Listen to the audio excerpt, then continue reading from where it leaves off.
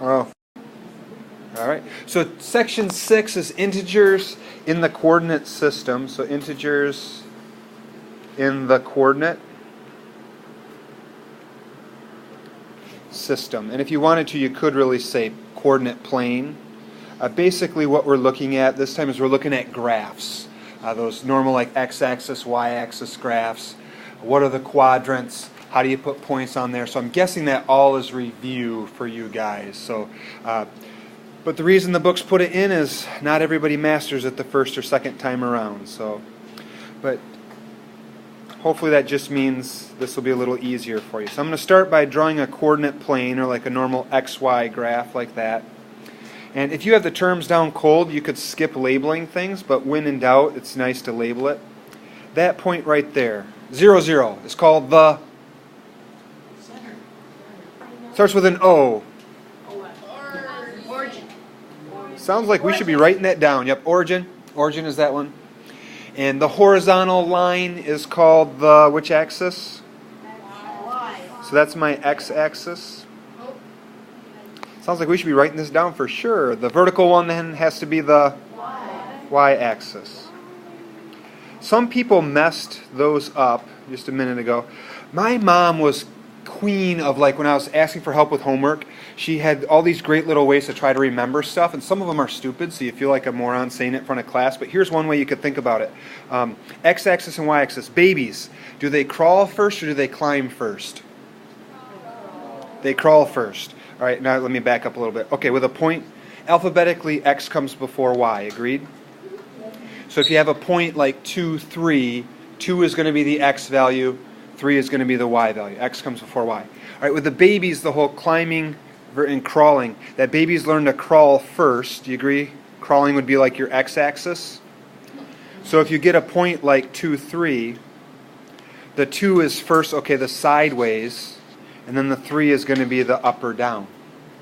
And I know for me, I remember first time Jonathan, I found out he was a climber.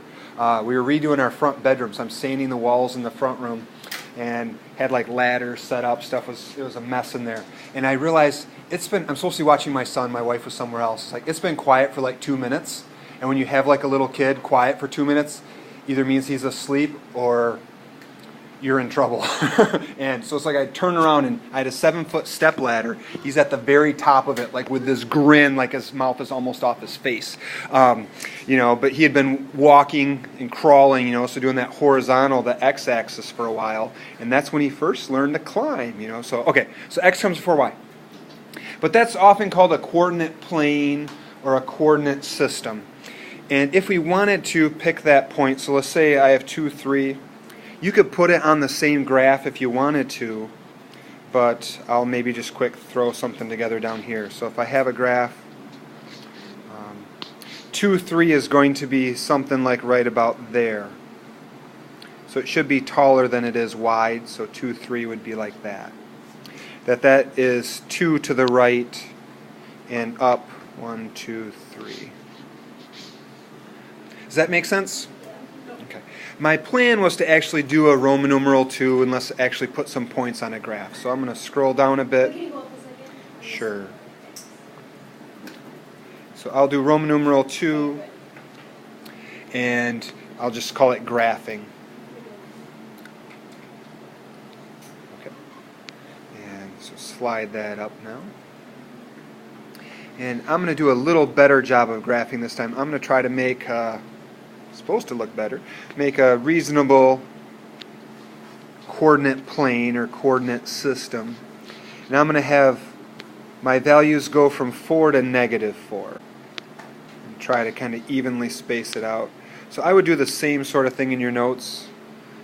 Put on your 4s and your -4s, and if you cut those in half, that'd give you your 2s, -2s.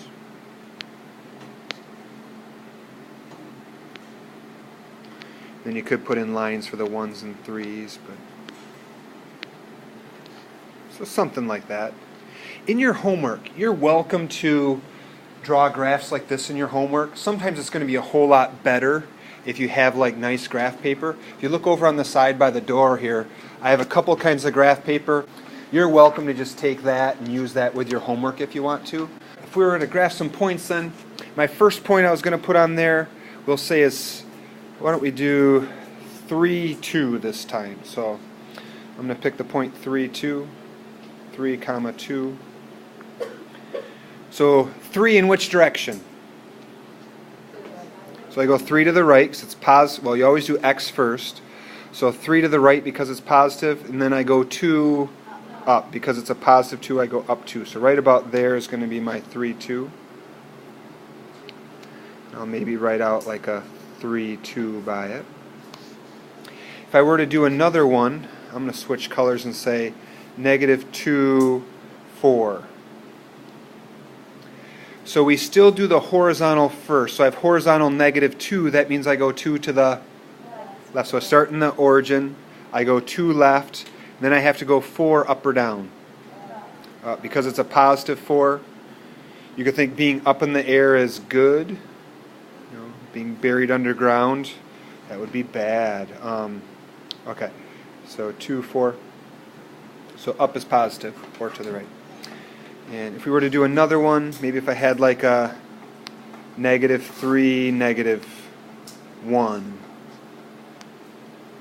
My negative 3 tells us I have to go 3 to the left. So I start in the origin, you go 3 left.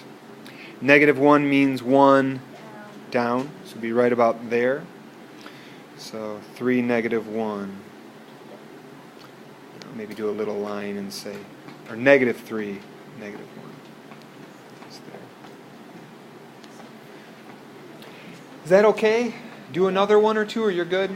Good. If one of the points was a 0 for one of the coordinates, then it would be on the... Yep. Oh, if they were both 0, yep. So 0, 0 would be here. If I had something that was 0, negative 2, that means I go 0 to the left or right, and 2 down. So 0, negative 2 would be right there. We okay on that? All right. Then let's hit the last section, my Roman numeral 3. And I found in algebra this year, several people struggle with this a little bit. I'm going to say quadrants. So if you get this down now, next year will just be that much easier. And I'm going to do another graph, another coordinate plane or coordinate system. Quadrants, they write them out as Roman numeral 1, 2, 3, and 4. So I, and so on. All right, where's Roman numeral 1? Coordinate 1 is... Sure, no? Top right, yep. That they start over here. And then do we go left or down for quadrant 2? Left. So it's like double backwards. We're going counterclockwise, and we're starting in the upper right. So it's 1, 2, and then quadrant 3 is in the lower left. Quadrant 4 is in the lower right. So it starts in the upper right and goes counterclockwise. If you're looking at a point, maybe before I get to this, I should say, if you're on the x-axis, you're not in any quadrant. You have to be up above the x-axis to be in quadrant 1. If you were down below the x-axis, you'd be in quadrant 4.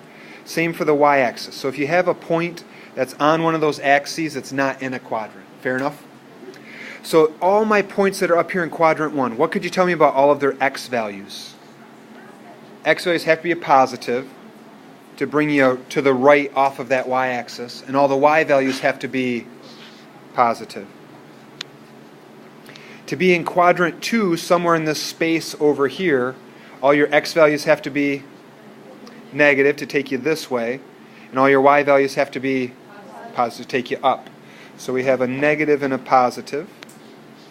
If we were to go to quadrant 3, x values are, y values are negative. So a negative and a negative there.